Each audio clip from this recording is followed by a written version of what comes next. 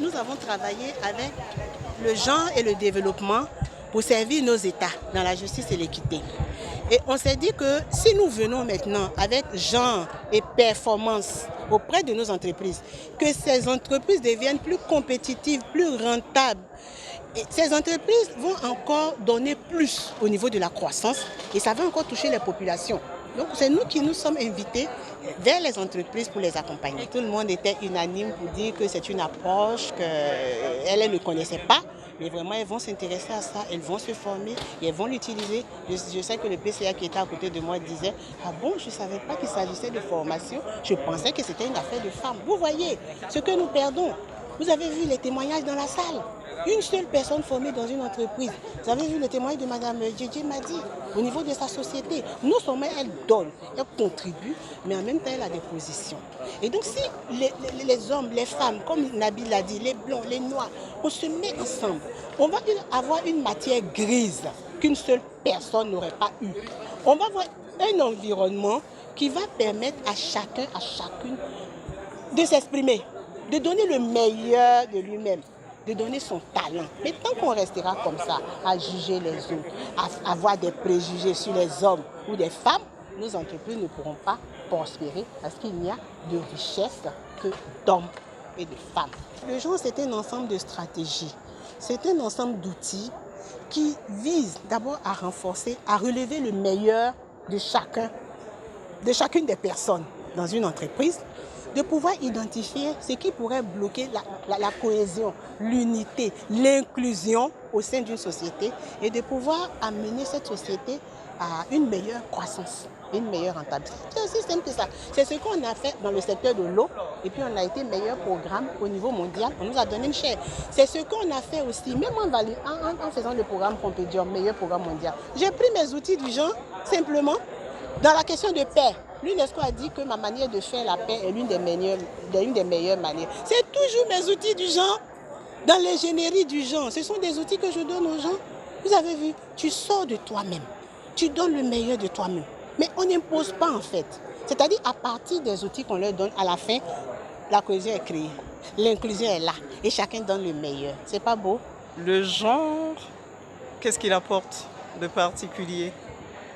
Je pense que son implémentation en entreprise éveille d'abord l'essence sur notre propre rapport dans l'entreprise pour que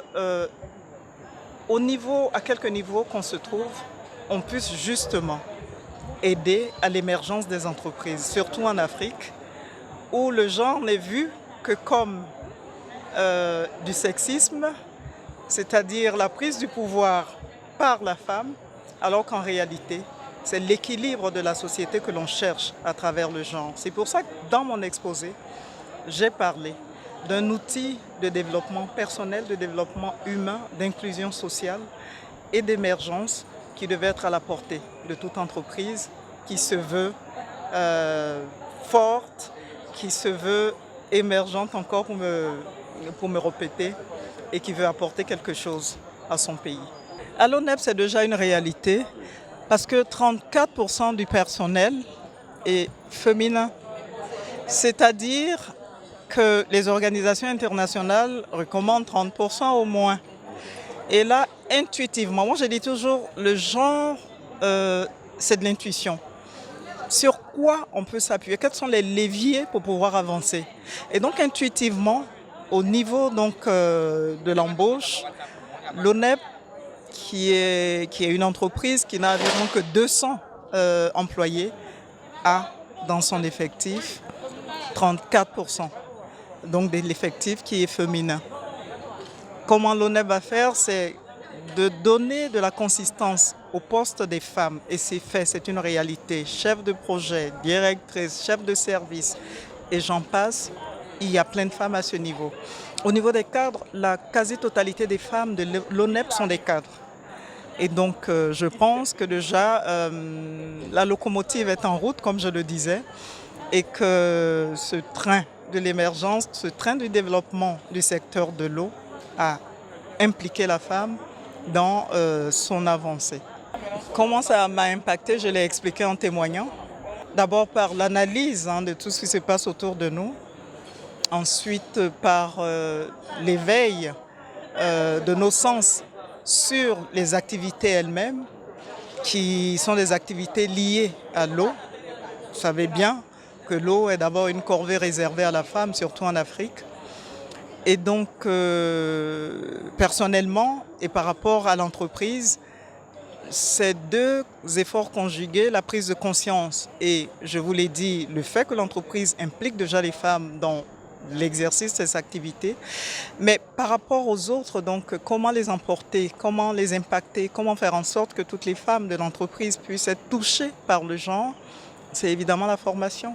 Et la chère UNESCO l'a dit, elle est en contact avec le directeur général de l'entreprise, elle lui a proposé des modules de formation. Il est ouvert à la question. C'est d'ailleurs pour ça que la première promotion a pris en compte des femmes de l'ONEP. Mais ce que j'allais dire, pour moi, le genre n'est pas une lutte de sexe. C'est surtout une lutte au niveau des intelligences. Et si on est convaincu qu'on peut apporter quelque chose, quel que soit ce qu'on est, on n'a pas besoin de se focaliser sur les sexes. C'est pour ça qu'il n'y a pas que les femmes de l'ONEP qui doivent monter dans cette locomotive. Il y a peut-être des hommes qui ont besoin d'être formés à la question et qui suivront forcément s'ils ont une autre ouverture d'esprit sur la question donc, du genre.